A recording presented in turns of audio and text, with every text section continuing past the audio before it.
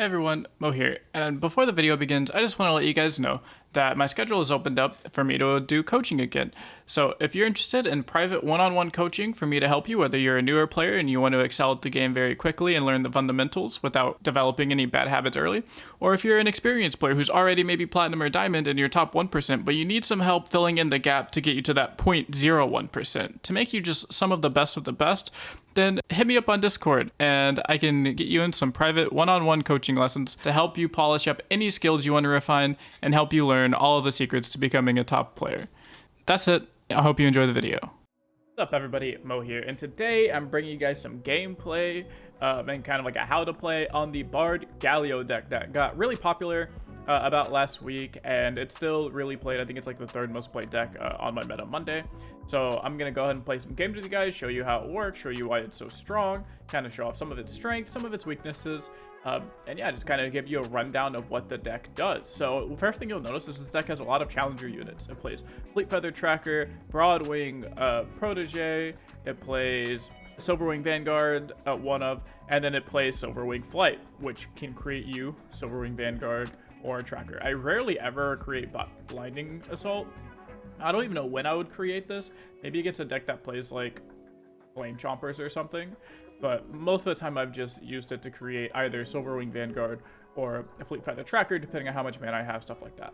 And the reason for it playing so many challenger units is, one, Swiftwing Flight's really good with other challenger units. It's really nice.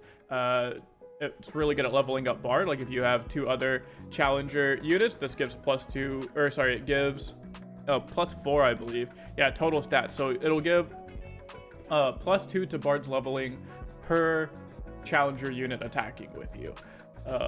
Because of how Bard works. So you'll increase the stat of the attack and the stat of the defense, which is +2 per unit, which is really good. On top of that, Chimes is really good with challenger units, because challenger units are typically not understated, but they don't have the best stats because you get to force your opponent into blocking. I say the best stats outside of like Petricite Broadwing, right? But like Protege, like a 3 mana 2/4 is not really that impressive. If we take out this and just look at 3 mana units, like what's the standard? It's usually like a 3/3, so it's usually a 3/3 or bigger. Champions don't really count because they're all kind of different, but yeah, like see, this is like a 2/3, but it has elusive, which is going to be better than a 2/4 challenger sometimes. Like, oh, a 4/2, a 3/2, this thing kind of grows, so it's like, oh, a 3/3 that makes a 5/5, like a 3/1 that at least does damage to something. So overall, like, oh, a 3/3 fearsome that gets big, so a 3/3 overwhelm that gets big, like, you know, a 3/3 that gets you more value. So overall, the stat lines aren't the greatest, but with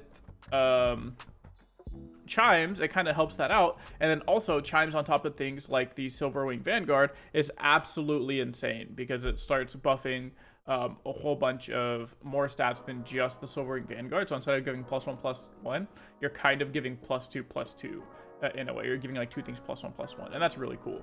So that's why a lot of times I'll pick up Silverwing Vanguard if I think I'm about to draw into some Chimes. I'll try and hold on to the Silverwing Vanguards or put those into my hand quite a bit. And yeah, and the main goal of this deck in the gameplay is just, it's a mid-range deck, right? So you just take control of the board with all of your challenger units, and then you eventually just kill your opponent with large units and rally. You see here we play 2 Golden Ages. No sharp side. Our only combat trick really is Shield of Duran and Single Combat and Concerted Strike. So as far as buffing tool, the only buffing spell we have is Shield of Duran. As far as combat tricks in general, we have 2 Concerted Strikes, 2 Single Combats, and then we have 1 Tellstones, which can be either a combat trick or a good way to end the game with a 4 demacia plus rally or something like that. But before we get into the games, I wanted to remind you guys that 68% of the people that watch my videos aren't actually subscribed to me. So if you guys could do me a huge favor, and if you enjoy the content I give, the competitive content, the gameplay content, all that type of stuff, leave a comment down below letting me know what you want to see next, what video you want to see next, and please subscribe. It helps me out so much with the YouTube algorithm, and I'd really appreciate it. So that's it. We're starting off Plat 10 LP, and the goal is going to be to try to hit Diamond by the end of the video with this Bard Galio deck. So that's it for the intro. Let's get into the games. All right. Okay, going here. First game is going to be Burn / aggro. But burn aggro, which we should be fine into because we play a bunch of really good cheap units. Like Petrified Broadwing's always a 2-for-1. We play a 1-mana 2-1, so we can block their rear guard on 1. Like we pass the aggro check with this hand, so pretty good. If we did play rear guard, we have an answer, which is good for us. So Saboteur sounds good. Here's a bird. Yep, we'll make this trade. And the goal here against aggro decks, and it's just like a general goal most of the time, is going to just simply be run them out of cards. Like if you're not the beatdown, like if you're not the aggro deck against an aggro deck, then your goal is pretty much just okay, let's just play our Petrified Broadwing.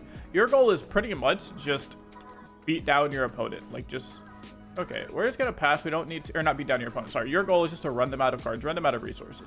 Because the longer the game goes, the higher quality your cards get. Whereas the longer the game goes for most aggro decks, the game doesn't actually get, or their value doesn't actually get that much higher because it's the same like 2 and 3 drops that they were playing beforehand. Just we'll do this so we have a fearsome blocker.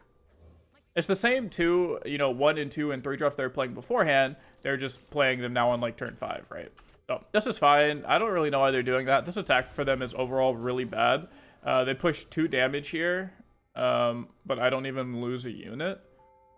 So, unless they have another 1-drop here.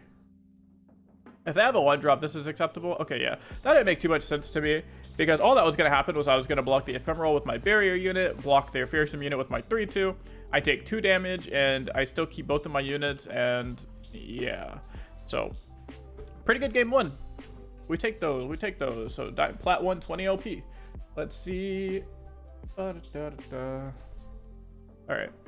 Let's see if we can just make it a clean run. If the matchmaking takes too long, I'll probably just cut it out or ask Eric, my wonderful editor. Shout out to Eric. Eric's fucking amazing, dude. Eric's the best. Dude, Eric's cracked. Alright, so what are we against here? We're against deep, so our goal here is kind of just going to be to go big. I want to keep the Silverwing Vanguard because Chimes with the Vanguard's pretty good. Or not go big, sorry. We're going to try and go a little bit faster here. Also, this card back is fucking sick. Holy shit. Card back is sick. Oh, we already drew a Chime on our Vanguard Sergeant. That's fine. We ideally would have had it on the Vanguard, or Silverwing Vanguard, but hey, it is what it is. Can't always get what you want, right? So, no 1-drop. Hopefully no Sea Scarab. That'd be a pretty good high roll. Onto the Esmus, not bad. There's a Sea Scarab. Okay. No worries. We can just attack with our 3-2. They're not attacking, which is pretty weird. 3 Chimes? Holy shit. Yo, that is a huge-ass boy. That's a huge-ass Vanguard. That's cool. That'll set up into some nice attacks here. So we have a way to kill off the Sea Scarab, which is really good. We don't even have to pump it because it's already pumped. So if they play another 3 HP unit, like another Sea Scarab, we can just go like pull it with this. Yeah. So we can just do this. Oh, wait, I guess we can't pull it obviously, but we can do this, which forces them to not be able to block well with their Sea Scarab. So no Vile Feast, that's good. Wow, no Vile Feast number 2, that's good. Okay. Not really sure what the ratio this person's on for removal spells, but they don't have Vile Feast, which is good. So, oh my god, this card's like insane, man. Okay, I guess we're just gonna go ahead and play this card because it's kind of huge. This card's literally bigger than some of their sea monsters after they're deep. Undergrowth there, sure, that's fine. We still get to kill off the Sea Scarab, which is good. They're 9 away from deep. That's fine. We could 4 demacia here, but that's not really great. What do we get it on? You? Damn, we never get it on the... Never get it on our good units. Okay, so let's go ahead. I think I'm down to just kind of play the Silverwing Vanguard. If they have Whale, that's a lot worse for us. Let's go ahead and just play this. We're going to create another Silverwing Vanguard here because we want to increase the odds. If we do draw a Chime, we want to increase the odds that it goes onto a Silverwing Vanguard, as well as we're just going to try and go really wide here. So we can just, our units are going to have to die here, I think. We can do this though, which is good. This should keep our units alive. Yeah. So if they have Withering Wail, we're like kind of sad here. We're really sad if they have like exactly Jettison draw the like other toss 4 card that draws 2. But overall, I think we're pretty good right now. And this Swiftling Flight buff coming in clutch, keeping our Laurent Protege alive. We know they don't have, or probably aren't going to have a Vile Feast in their hand for the rest of the game, but of course they could still be playing things like Withering Wail, though I don't think most deep decks are playing Withering Wail, just simply because you have so much more healing in your deck now, you don't have to play Withering Wail. Like, Undergrowth, or is it Undergrowth or Overgrowth? I think it's Undergrowth, right? Yeah, Undergrowth kind of took the spot of Withering Wail. What is this? Okay, so no big deal. We actually have Shielded Duran to keep this unit alive, which is really funny. So no longer need to do any of that.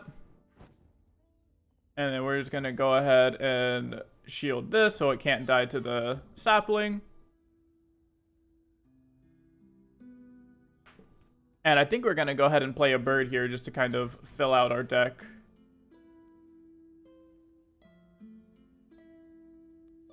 Or, sorry, fill out our board. So that way we can just immediately, like, 4 demacia next turn.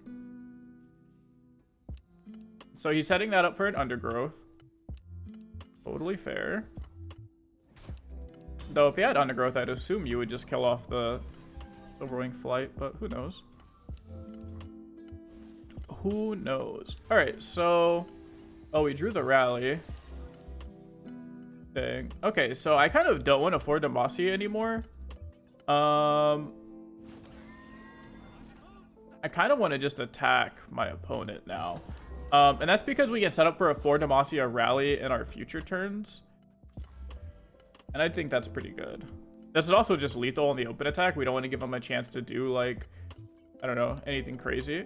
I like another Devour the Depths, right? Like, I don't think Devour the Depths would actually kill anything, but it would give him a blocker. And we don't really need to be doing that right now. This open attack is fine. If they want to Vengeance, that, yeah, like, they have Vengeance, right? But we can always just rally this turn anyways to win. Like, we can just play Silverwing Vanguard, that's like the 3-2 one, and then or demacia if we need to, like if they have a Vile Feast, but probably just gonna go ahead and do this. And then just have lethal here. So, the open attack took away most of their mana, then they couldn't play a cheap unit afterwards, or even if they did just could play one cheap unit, then it didn't matter because we had rally victory. So, cool. Sweet 2-0. This, I hope this is just a smooth 5-0. That'd be really nice. Sorry. Yeah, this is kind of showing you guys like what a climbing session typically looks like, because I usually don't play more than like 5 games at a time in my climbing session. Obviously, I'm not talking, so the quality of play is a little bit higher because I'm not sitting here actively talking on my plays. I can more like fully focus. Instead of putting like 70% focus into my games, I could put like, you know, 80, 90, 100% focus into my latter game. So here we're just going to mulligan for some good early game units, try and take control of the board. We should be okay into these other mid-range demacia decks because of how many challenger units we play. So I'm going to say okay here, say okay, play Broadwing, force them to have their barrier unit on 2, or their own Broadwing. Okay, I think I'm down to just pass. Yeah, I'm down to just pass, because I don't want to pull this in, and then they play their own Broadwing, and then I'm like, fucked, you know? Okay, no big deal. I think this is a good time to go ahead and play Demacia Tellstones. Let's see. Because I think this is a pretty good... we could just make or let them do the trade here, and then we draw a card. I'm okay with that. I think I'm okay with just making them do the trade. We draw a card, refill, bird is good, Sleep Feather Tracker is fine. So next turn it's probably just like bird into Protege.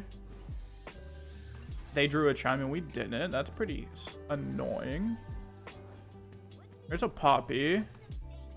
Okay, so let's go ahead and just Laurent Protege. So now the question is, do we kill off the Tracker or the Esmus?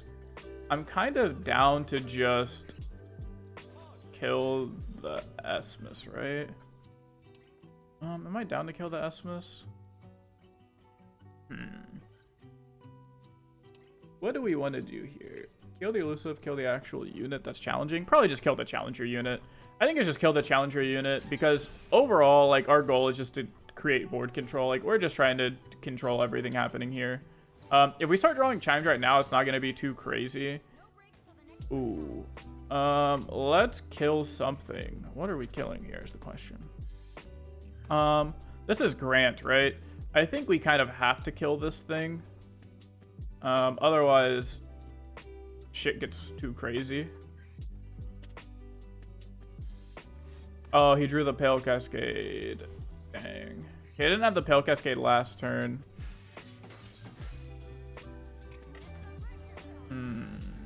That's not good. Okay.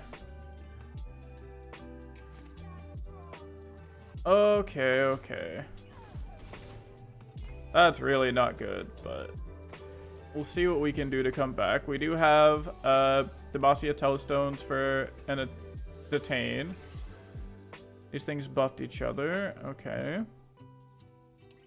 Let's just try and build our board and eventually level up our Galio. That's probably our new win condition.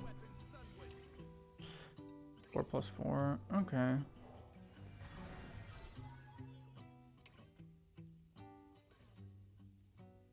That's probably our... Is this a rally? God damn. Okay, there's really not much we can do here. And the Poppy's leveling. Fucking yikes, man. Yeah, this was just a really good hand from our opponent. They drew that Pale Cascade at like just the perfect time, and all of our units were too small to do anything about it. But yeah, now we're just dead to the Poppy open attack. I think maybe we should have just... I think we should have just Telstones kept our 3-power unit alive. This is so bad. We should have just Telstones to keep our 3-power unit alive. Yeah, now we're just dead to the Poppy. The Poppy rally, or Poppy open attack. Don't think there's a single thing we can actually do here. We're taking 33. So I think we could, like, technically live if we did, like, this. And then detained the Poppy. But we would take 1, 2, 3. We would take 8 and go to 3. But then we have, like, 0 board. They'd still have full board and Poppy. So we'll just let them kill us here. We could have survived, but that's not worth it at that point. We'd rather just go next. So yeah, I think maybe... I don't know. Maybe, I mean, killing the tracker there would have been the right play, right? Like, just straight up pulling the tracker on turn 2 in hindsight. But that play is so bad into, like, just so many other cards. Because, like, that play right there, if they have their own Broadwing, we just get put really far behind. If they have... What else could they have? They could have, like, just so many other units. Like, if they had a... not a Teferi, but... I don't remember. But the 2-drop that, like, gives HP whenever it supports... Like, that card ends up being more scary because now all of a sudden we can't actually kill their units when we're challenging them because our challenge units have low attack. So that's not very good for us. There's just, like, a bunch of bad things pulling in for that 2-1 there. Let's see here. So what are we up against here? TF Nami. So it's kind of like a Drizoth pile, I guess is what we're calling it for some reason. I hate that name, though. I just hate names that are, like, X-person names pile. Very unintuitive, but basically for those of you that don't know, this deck is like 30 spells, 3 Burblefish. It's like 30 spells, 3 Burblefish, 3 Nami. So on here, oh boo, 3 Burblefish, 3 Nami, 3 TF, and you're just like, your goal is just to play a bunch of cheap units, like level your Nami. Sure, man, what the fuck are you doing? This person doesn't know what they're doing. But basically, you're just trying to level up your Nami really fast, which usually means just passing on turn 1 and turn 2, playing a 3-mana spell here on turn 3, and then boom, you have a leveled Nami on turn 4. But instead, our opponent inclined to just not do that. Oh, that's nice. Okay, so we're in a place where we can either play Bard or Swiftling Flight. I don't know. I'm kind of down to just slam Swiftling Flight and just say like, hey, you can't play Nami this turn or TF. I don't know. We'll just play Bard here. What's the worst that could happen? They have to be afraid of combat tricks, so they still probably can't just slam Nami down. They're passing. Okay, well, we are going to attack here because we do have to kind of be somewhat aggressive because eventually this deck just OTKs us. Spawn 2. Sure, you got me. Another option there is it's like very fair to just pass because then they don't gain any level up on their Nami. They don't gain any action and we're still developing board. So that's also a very fair thing to do. Okay, both of those went onto my Galio. That's fine. So we can play Tracker into Swiftling Flight into... It's a really big open attack, I think. Sure. Yeah, I feel pretty good about this spot. So we can go Tracker, Swiftling Flight.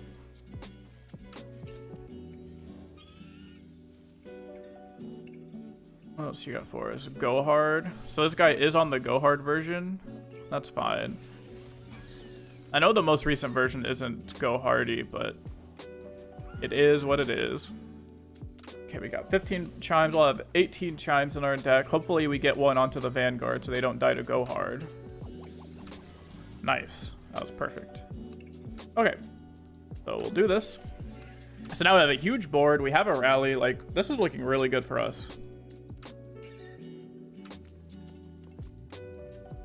This is looking really good for us. The one thing that beats elusives like really hard is Challenger. Like, it's literally a built-in like counter mechanic. Is, hey, if your opponent plays these elusive things that you can't block, you just challenge them with your Challenger unit. So I think it's kind of cool that Riot has these like strictly built-in counter mechanics in the game, like Challenger versus elusive. But my issue with that from day one has always been like, if Challengers are bad and elusives are good, then there still isn't really a like, what is this pass, man? Then there still really isn't a comeback mechanic. Wait, what happens here? Give other challenging. Oh, because it's the only thing that's challenging. Yeah. Then it really isn't a good counter mechanic, because if you're playing just really shitty cards and your opponent's playing really good cards, then you're just, you know, playing really bad cards. This Mark of the Isles. Okay. Pretty weird.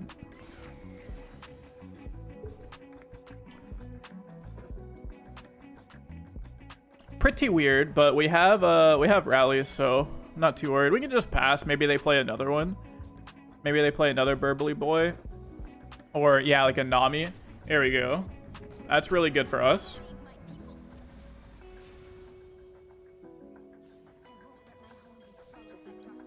Okay, so we are going to just simply rally here. We're going to attempt to remove both of their units. If they play 3 spells, then their Burblefish lives, but we have Concerted Strike. They'd have to play 3 spells, though. 2 spells won't get it. We know they have a 1-mana spell from the Burble. So they'd have to have 2 1-mana spells and then a 2-mana spell. Which is possible. I mean, like, we saw them play Shadow Isle Tellstones, right? Like, Shadow Isle Tellstones plus the 1-drop from Burblefish. Oh, the Burblefish created a Go Hard. That is crazy.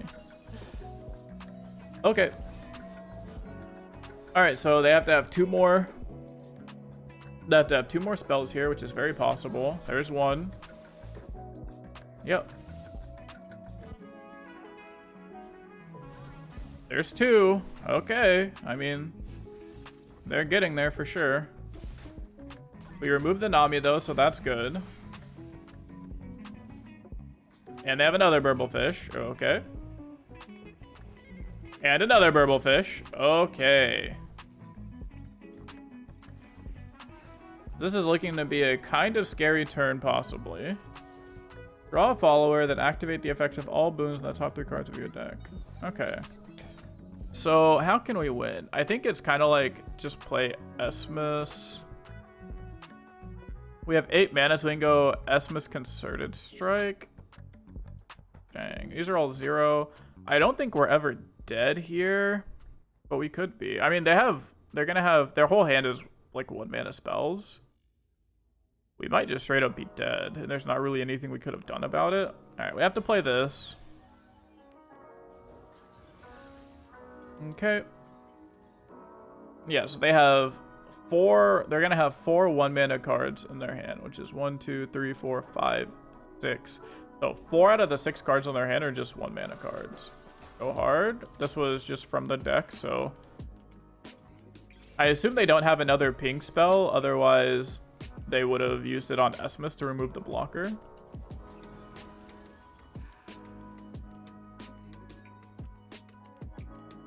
Okay, so wait, can I just go to 1? Okay, I was gonna say, I guess they could create just like a parlay or something. All right, well, we can do this, go to 5. I just realized that I'm actually just dead because I can't,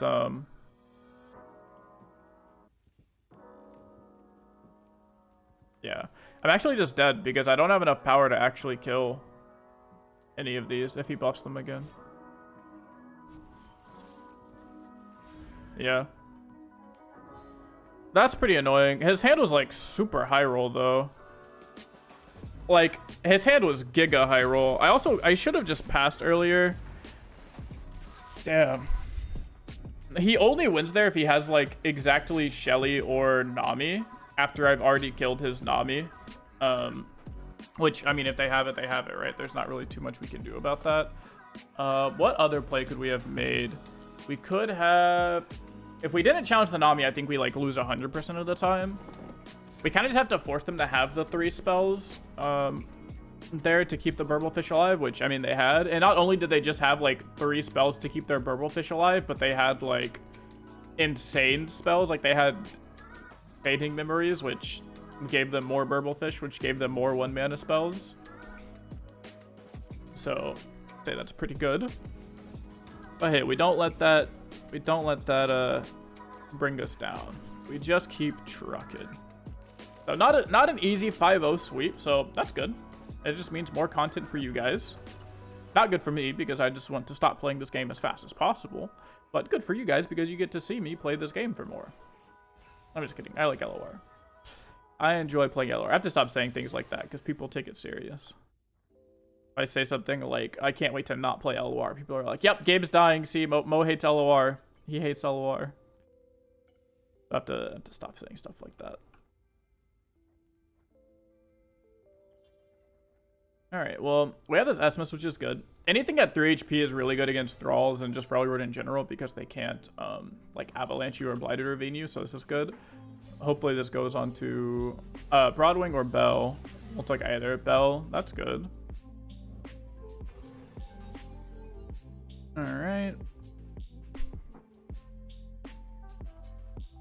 See if we can get them to play down their Lysandra. That's good for us. Now we can kill their Lysandra because our Broadwing goes to 4 thanks to the Esmus.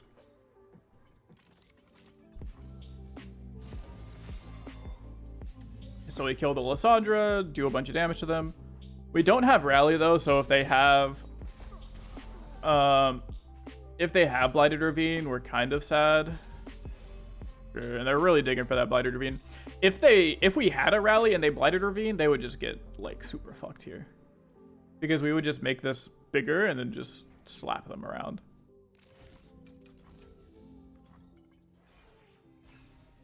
Okay, what do we got? What we got?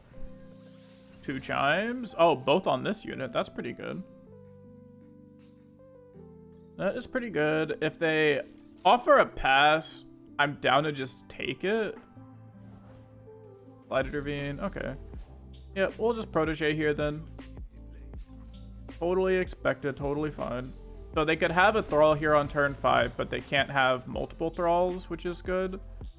I'm going to just go and play Vanguard Sergeant, I think. I could play Vanguard Sergeant. I could just play Silverwing Vanguard. I kind of like that. This way, if he plays, or if he does get a Thrall, I can just pull it to the side and just like kind of slap them around, though, for a bunch of damage. And basically, the way you beat thralls is just with any rally. Like, anytime you draw a rally, you just win the game. Because it makes it so they can never tap out for their, like, big play, right? Like, if their turn this... if their play this turn was, like, doubling up the power of the Frozen Thrall, like, I could have easily not played this. I could have just played Vanguard Sergeant and then threatened to slap them for, was this 2, 6, 7, 8, 9. And then if they just go, like, oh, haha, me play... Like, oh, haha, me play, we could just... Me play, like, the double up spell on my landmark. Then we go, okay, rally, you literally die.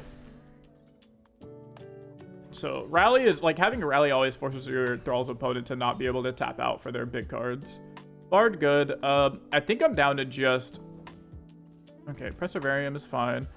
I think I'm down to just play this Bard unit. Maybe not. Maybe it's just, I think it's just double Vanguard Sergeant, and then next turn we can just 4 demacia and kind of smoke our opponent. That's fine. I'm down to single combat that Lysandra.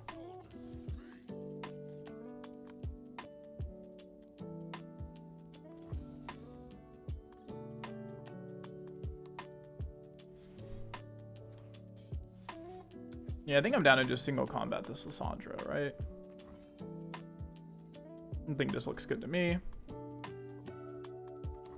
Before they have like 3 sisters mana for frostbites and entombs and shit. Or if they have like, yeah, 3rd Lysandra entomb.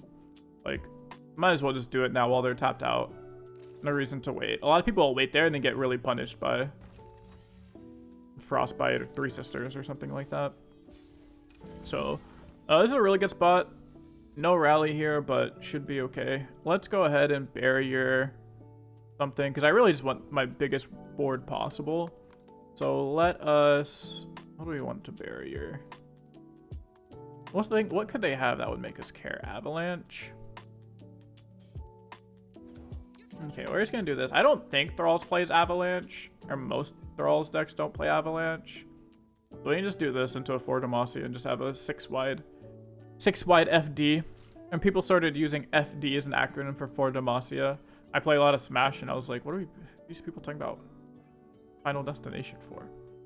I was like, I was just so confused with what these people were talking about. And then I realized that they were talking about 4 demacia was what the cool kids were calling 4 demacia now. But yeah, I was able to buy this board thanks to LPP, so thankfully Riot gave me some RP or some coins to kind of show off their new cosmetics. I think it's really cool. I use this because Sarah really likes this ugly ass little thing. I always comment how it looks like a pimple. You can just like squeeze its head and just pop the little pimple juice out of it. They have nothing here. I feel like this is a buried in ice. What happens if I just like open attack them? Like what happens if I just do this? And they just die. Like what do they do here? I feel like this might be a random, like, one of, oh, it's a Sands of Time. Okay, yeah, see, like, that's not very good for us. Yeah, so we should have 4 demacia then for sure. I feel like I'm playing around. See, this is why, like, closed deck list is so bad, because I feel like it forces you to play around cards that just, like, don't exist. So, like, a lot of times the plays you make are just straight up bad, and it's just like, why? It just allows people to like choose you. Like if he is playing that card and I don't play around it, that is just like, okay, I guess you like got me. But if he's not playing that card, then I just like completely made a misplay, right? Just like threw the game away. Okay, so I'm assuming he's... Oh, nice, we drew our rally. That's good. We have enough mana for 4 demacia rally.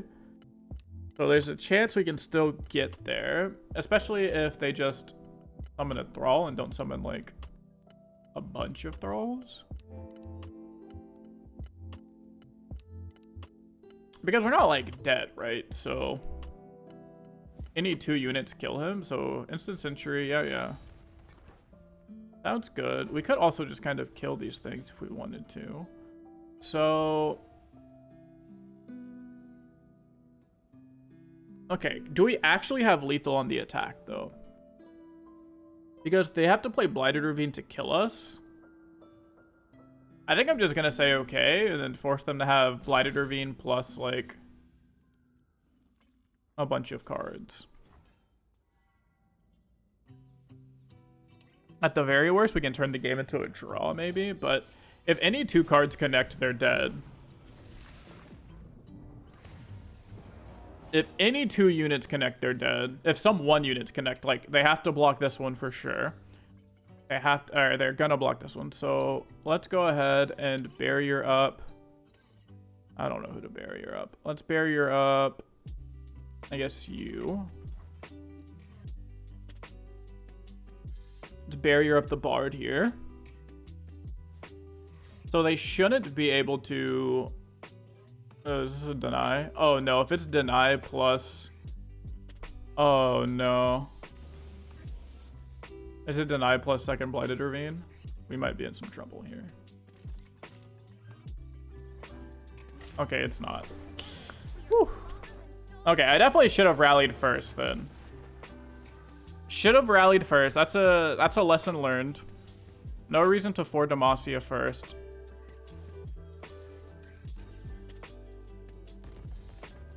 Okay.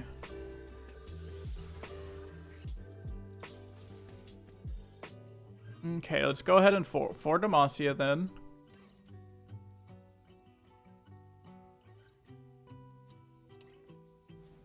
This is the second deny? God damn. Oh, this is so bad. Yeah, I threw away this entire game trying to play around a card they probably don't even play.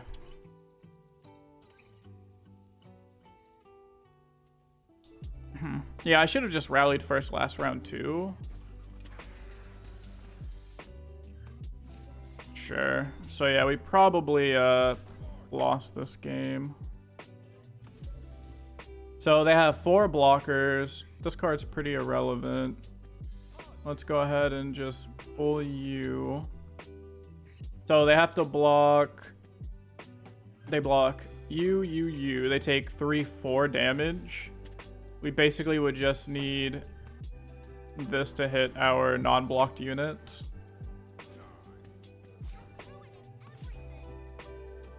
So we would need this to hit our not blocked units.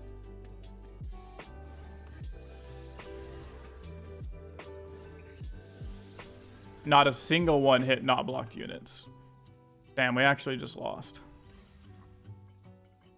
Closed decklist, everybody. I'm glad people want this as the competitive format, but is what it is, I guess.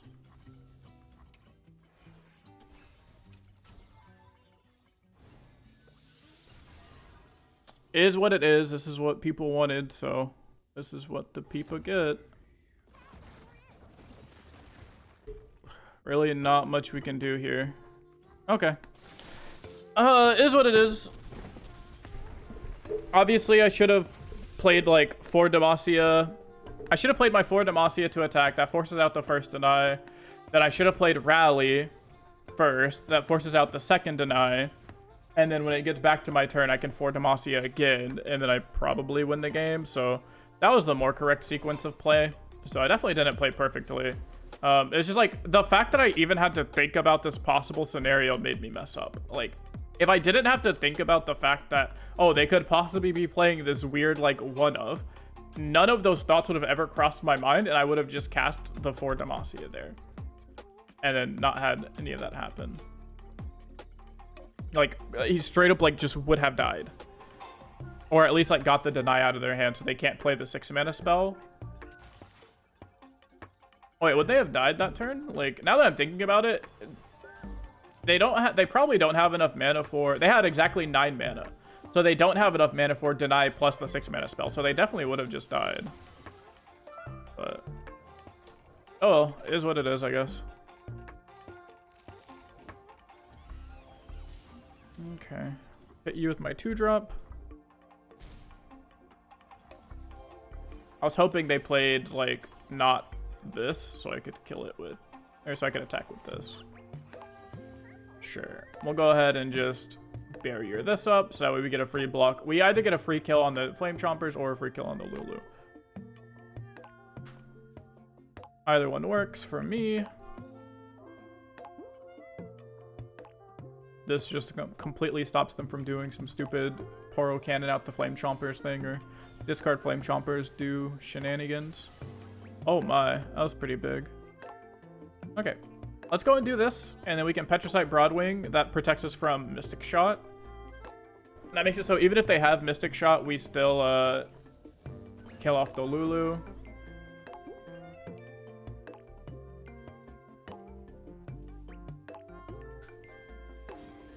Poro cannon that out, sure. I'm not too worried about that. So we're just gonna kill the Lulu here. And we don't really need to attack with anything else. I think this is fine. Because eventually we're just gonna wait and then level up our Galio and win, I think. We also have, oh nice. We also have a bunch more challengers, so we should be able to pull in these small elusive units without it being an issue. That's pretty annoying, but we do have Broadwing here, so we'll be able to block and kill the Jinx, hopefully. Nice. So they don't have Mystic, they don't have Twin. We can kind of keep that in mind. No Mystic, no Twin. We're going to go ahead and just override this unit. Overriding is typically not good, but hey, is what it is, right? Okay, so we have big-ass Galio here eventually. So let's go ahead and just start removing these elusive units. And the Jinx. And what I think I'm down to just full send it here. Just force our opponent into some blockage. You get 1 kill. That's not even like the best kill they could do, so fine by me. They could have like Will of Ionia here. Concussive Palm. Get excited. Okay. That's fine.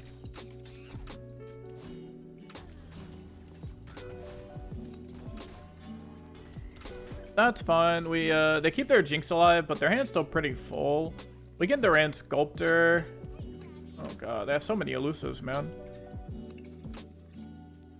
So many elusives. Bright side is we're at like 20, and I really doubt this deck could actually kill us from 20, so that's always nice. There's another Get Excited. Oh, what is this? Oh, Jinx's Get Excited just from the Arcane skin. Gotcha. Okay. I've never seen that before. That was weird. Okay, pretty interesting. I don't know why they didn't play the Daring Poro first. I assume they're not trying to open attack us. They could play, I was gonna say, they could play 1-drop into Experimenter. That would be quite annoying. But just Experimenter is not really anything here. Not really relevant. And we get to play Galio. Big boy Galio. We're 1 HP off of leveling our Galio, but we can always just Shield of Duran to level our Galio. Sure. Sounds good. We'll just do this to level our Galio. And then we get to rally next turn and just win the game. So they hit us for 4, but the game is pretty over at this point. Because we have open attack into rally from the Galio, and then we have actual rally in our hand. So we are kind of gaming.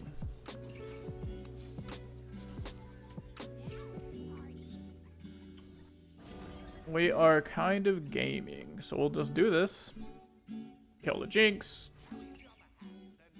Yeah. Go easy on the hands. They're new. Force them into blockage everywhere. Then we could play Swiftling Flight into Golden Ages and be pretty happy.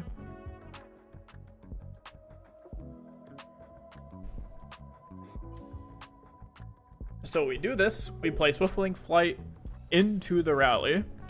We could have played Swiftling Flight first, I guess. But again, I think I said this earlier. If I haven't, this might have just been on stream or something. But when you're playing Galio and you have leveled Galio, most of the time you want to set up to open attack because you don't want them to just like Mystic Shot something. And then now, what do I want to create here? Let's create a just Silvering Vanguard. Because you don't want them to just like mystic shot something and then take away the rally you get from Galio. It's kind of like how when you have a Lucian in play, like a leveled Lucian, you don't want your opponent to just sure. So we're just gonna slowly kill things. So talking like this, like you don't want your opponent to just go like, okay, kill something in response, like before you attack, and then now you lose your Lucian, your leveled up Lucian rally. So they are alive, but as we know, they're not actually alive because we have good old golden ages.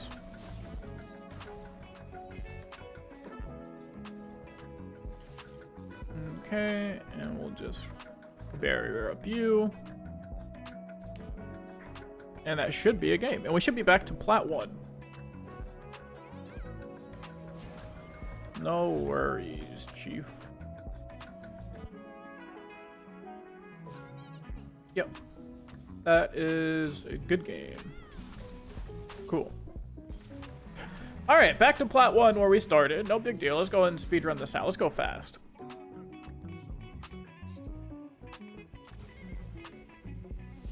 Back to plat 1. Let's play a couple more games here. Even if we don't hit diamond, we'll play a couple more games here.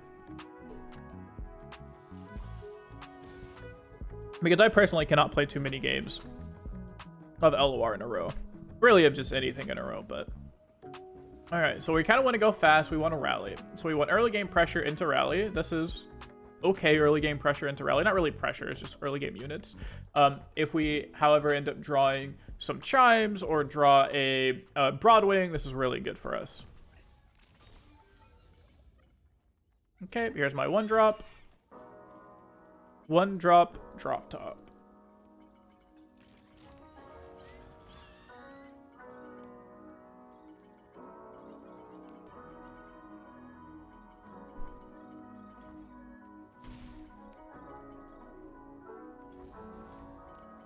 Alright.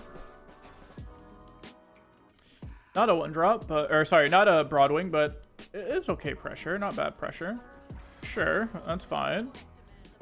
We can open attack into rear guard redeem or vanguard redeemer, which is good. Draw some cards. Might as well get that value. What could make us not open attack? We would not open attack if we drew Broadwing, basically. Even the 2/4, I think we would open attack. Sure, it's pretty irrelevant. Now we don't get the draw from Redeemer, but could be okay. We'll probably just play Redeemer as a 3/4 body. Okay, that's a pretty good one. So even if they play Lysandra, our unit lives, and we push 2 damage.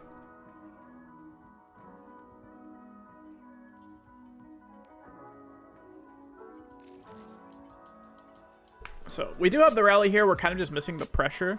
But again, if they ever tap out for like some crazy, I can't remember the name, but it says like double the activation of your thrall or whatever, then that could be a really good time to set up a rally. If we have, of course, the like actual board to do so. Man, Lysandra being a 2/3 tough is actually insane for 3 mana. 3 mana 2/3 tough. That basically makes it a 3 mana 2/4, and 3 mana 2/4 is broken. Every single 3 mana 2/4 is cracked. I don't think I care. I think I'm just gonna click OK. I think I'm just gonna click pass.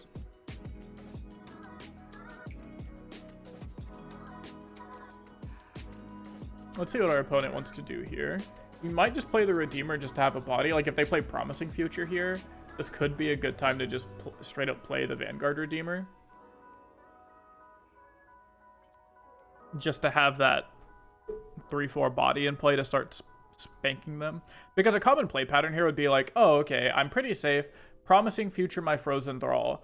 Next turn, they go Promising Future their Frozen Thrall. I play Vanguard Redeemer. I open attack, pull into Lysandra, hit them for 6. They play Blighted Ravine. I rally, kill the Lysandra, hit them for 6 again. So I hit them for 12, and they gain 2. So they go to 6 HP. Okay, that's totally fine. I think we're just gonna play the Vanguard Redeemer here again, just for the value. That also kind of tells me they don't have promising future. Great, now I feel really dumb for playing my unit. Sure.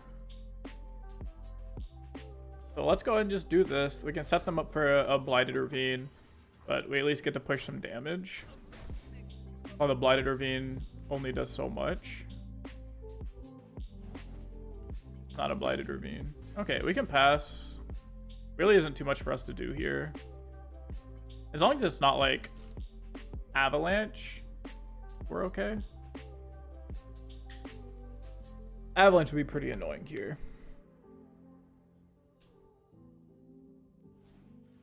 Yeah, there's the promising future, so we're going to use this time to go ahead and Golden Ages. I wish we had a better Golden Ages, but we just straight up don't. So, not really too much we can do about it. I also think I'm just going to single combat this to push damage. 2, 4, 5, 6, 7. The single combat doesn't really do too much in this matchup ever. I guess paired with Concerted, it could help us kill a big thrall, but I don't know. Probably gonna have 2 thralls against us here. Please go onto the tracker. None of them went onto the tracker. That's fine. I mean, if we're not dead here, there's a Blighted Ravine. Yeah. Pretty annoying. Not much we can really do about it. I mean, we can play this just like big ass Galio and tell our opponent to deal with it, but doesn't actually help us ever anywhere. Or actually 1 damage off of lethal if they just do nothing here. They could play like the spell that gives them the Century or whatever. But we're probably just dying next turn to like a Talia or something. Like they just go Talia, copy this Frozen Thrall. Yeah, or like even that works, right?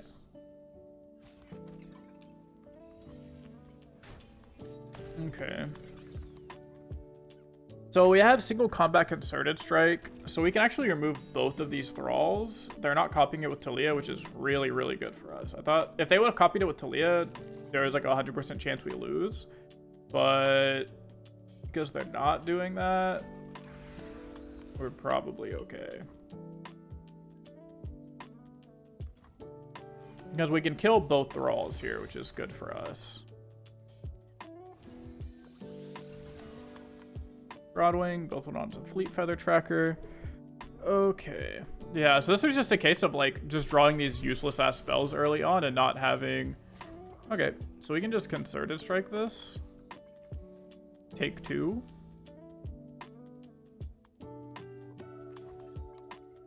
Let's see what happens. I have to have multiple cards to remove our stuff here. Remove our Galio.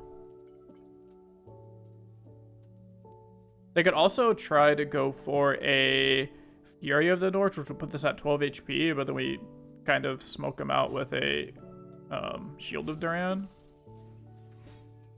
Fury of the North there.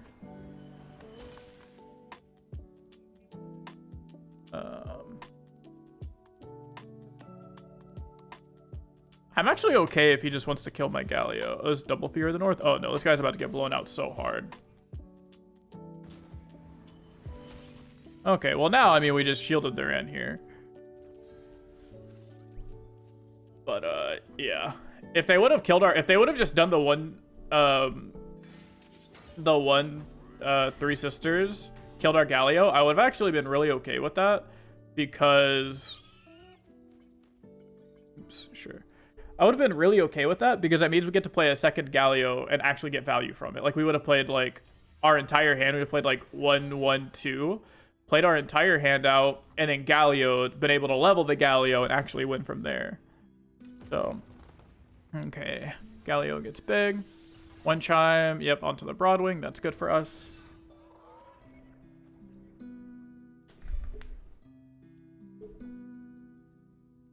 Okay, and we're just going to try to do damage here. We have Redeemer to kind of draw some cards. What is this? Sands of Time, that's fine. They're basically just doing it to get a thrall, I assume.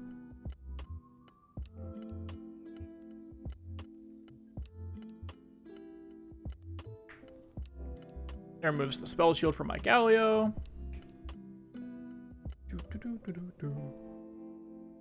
So that does open our Galio up into some like third Three Sisters or something, or if they have a Succumb to Cold, but Frostbites don't really do anything against us. Oh, interesting. Very interesting decision here. That's right, because it gets tough. So let's... I mean, we can kill the Lysandra, right? Like, killing the Lysandra isn't really an issue.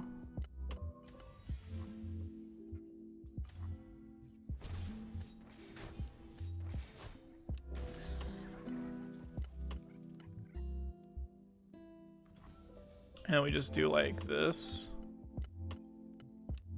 What do we want to single on to? Probably just you. I think this is fine.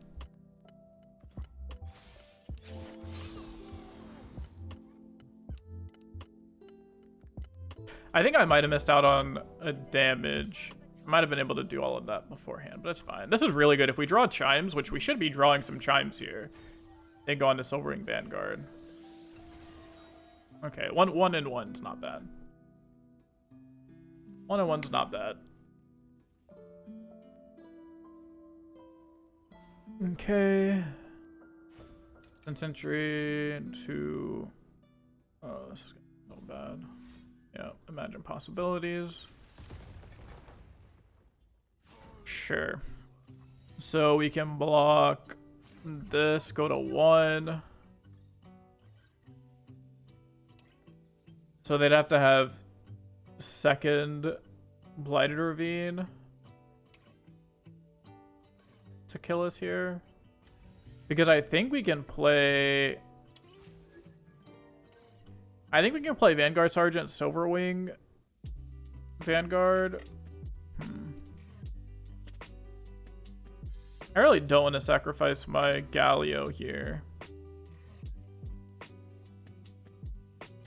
Yeah, I think if they have it, right? Like, we can't really... If we sacrifice our Galio, I don't think we ever win. So we kind of just have to say, like... Sure. Okay.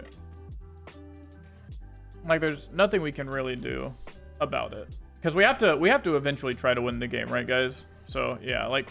first of all, they top decked it for the turn, so that's pretty frustrating. But also, like, they're really... If we lose this Galio, we are never winning this game. Because this Galio is, like, our only main point of damage.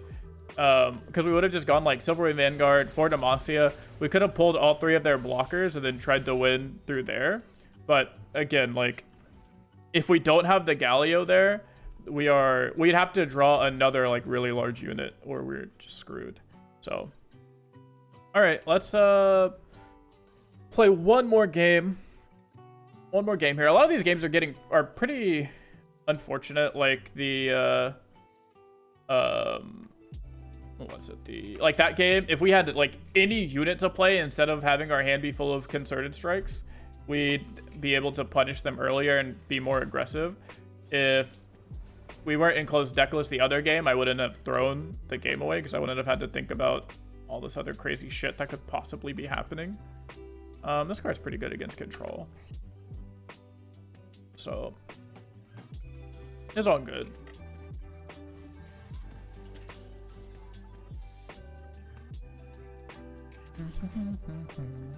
Also, I kind of misplayed by not playing my cards in the right order, but hey, that's what happens when you have to think about 15 other possibilities that you shouldn't have to be thinking about. Oh, ideally that goes onto the Duran Sculptor.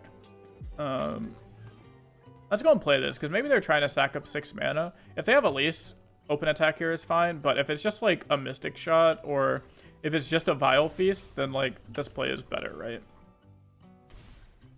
Because this stops us from getting just Vile Feasted. Okay, played my 2/2. Demacia Telestone's good. It goes on to the Bard. I really want to get value out of these, but I just can't afford to, man. Also, Bard being a 3/6 is really good because now it kills the Elise. And it's also a fearsome blocker. You could thermo me, sure. Sounds good. Going 1-for-1 with these decks is not typically a good plan, but we have to pressure them. We have to pressure their mana.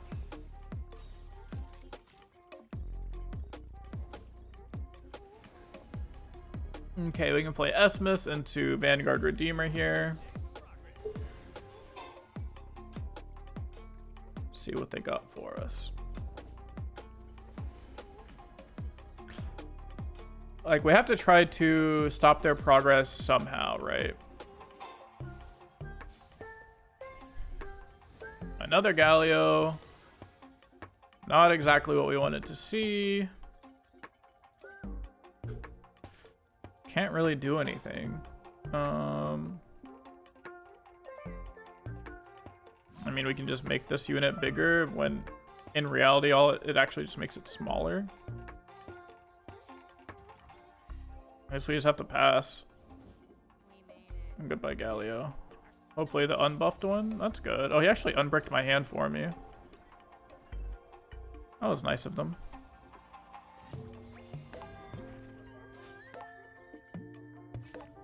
That was nice of them to unbrick my hand for me. So now I'm okay with this attack. We also could afford Demacia, but I really like saving for Demacia. Okay, so now we get to Galio here. And our Galio should level. Nice. So the only thing this thing kills is my bird. So I also need to not overblock because if I lose 5 HP worth of stuff, I'm sad. So if he does this into like Vile Feast, I don't level my Galio. Or into Shock Blast or something. Yeah. I guess if he had Shock Blast, we're never leveling Galio anyways.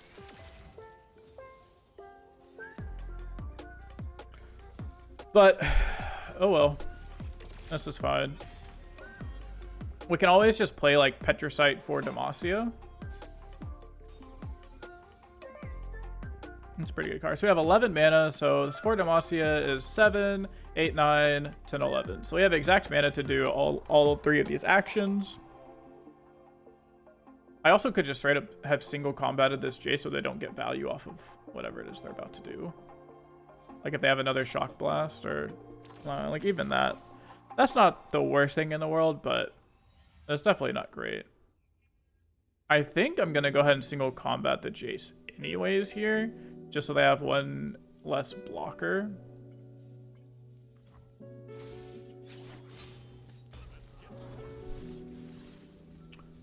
Just so they have one less blocker. So we'll do this for Demacia, big for Demacia, and just take board control here.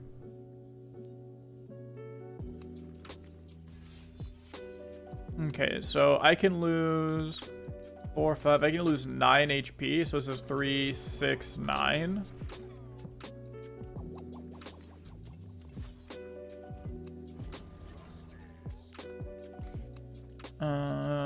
Yeah, we all could also just clear the board, but that doesn't level up our Galio, right?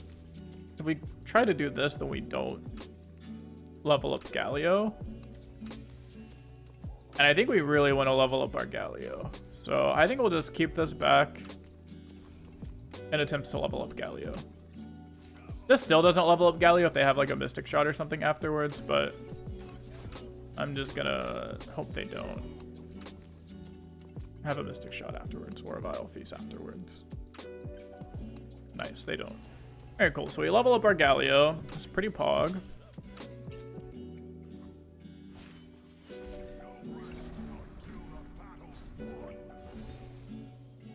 Pretty pog. Leveled Galio so they can't Mystic Shot or Aftershock or Shock Blast or anything ever again. It's basically just Ruination for them.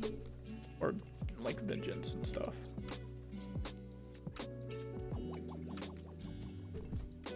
So let's see. So they're passing. I don't really want to play this Bard because if they have Ruination, I'll be sad. They have a bunch of randomly generated cards, right? Like they have 3 randomly generated expensive cards. I wish I had single combat. That'd be really cool. We can just pass here. We'll just start building up our hand. We can open attack, attempt for a rally. So we just do like this. Like this is pretty good for us.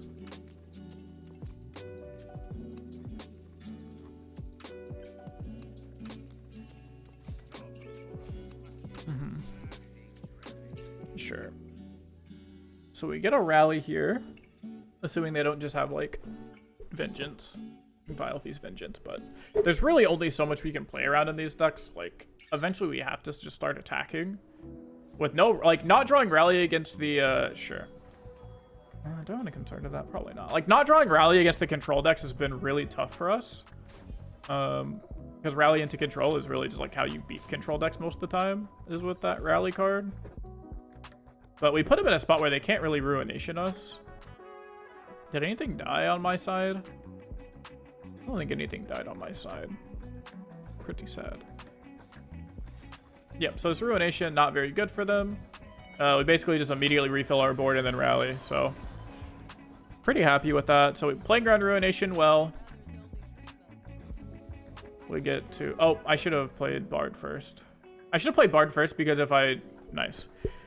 Because if I draw a Chime there, it gets like the double bonus or whatever. Okay, let's see what we got going on here. Okay.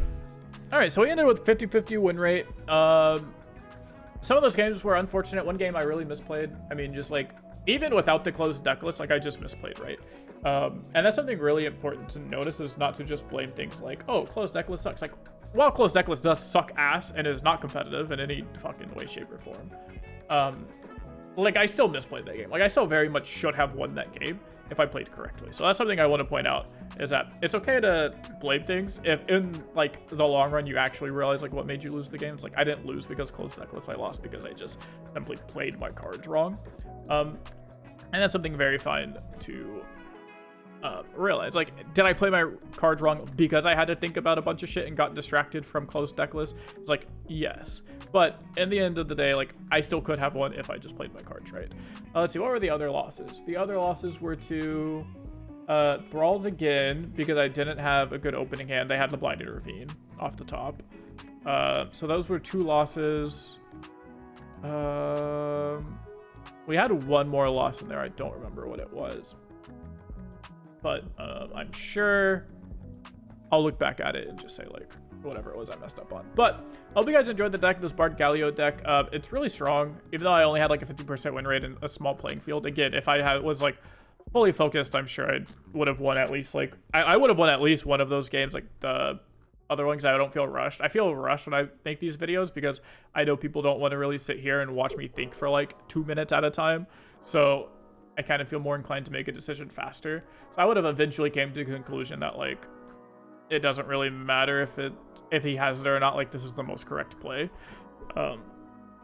So yeah, there's like more things to play around. Anyways, so yeah, I think this deck's really strong. I think it's really good against mid-range. I think Demacia Telestones is really good. This deck is really good into control decks. So, oh yeah, the other loss was to the Burblefish player, which is like, sure, the dude had triple Burblefish and Nami and double Fading Memories. Like, that one, I don't think there's much else I could have done correctly. I think they just kind of had 5 Burblefish and 2 Namis essentially. So, it is what it is. That was funny. That was a funny game. But yeah, so I think you should be really strong into... You should be strong into the Burblefish deck just simply because you can kill their units. I also only lost because I just had 2 power on the board and I didn't have a 3rd power for my Concerted Strike. If I had a 3rd power for my Concerted Strike, then I can just simply kill their units, not die, and then try to challenge back their board again. I don't know. But that game's usually... Or that matchup's usually not bad for you either. a lot of matchups aren't bad for you, but it takes many games to figure out, you know, your actual win rate and average win rate. So I think this deck right now is at like a 53% win rate because I think people started to figure out how to play around it, which is definitely not like an insane, like, oh, we need to nerf this deck right now win rate. But it's definitely not like bad either. Like anything above 50% is good. I mean, it's balanced. But the further away from 50% you go, the better it is. So we'll see. I think this deck was a lot of fun. It's probably my second favorite mid-range deck. I still enjoy Viego Noctis more. I think Viego Noctis is probably still a better deck. But I think as far as Bard decks go, like this is easily the best Bard deck. Like not even close. I don't think there's a single Bard deck in the game that's even close to this power level. So if you're looking for a Bard deck to play, this is the best Bard deck in Legends of Runeterra. So hope you guys enjoyed the games. Hope you guys enjoyed this format. Let me know. And subscribe, like, join my Discord, link in the description, all that type of stuff. And I'll see you guys in my next video.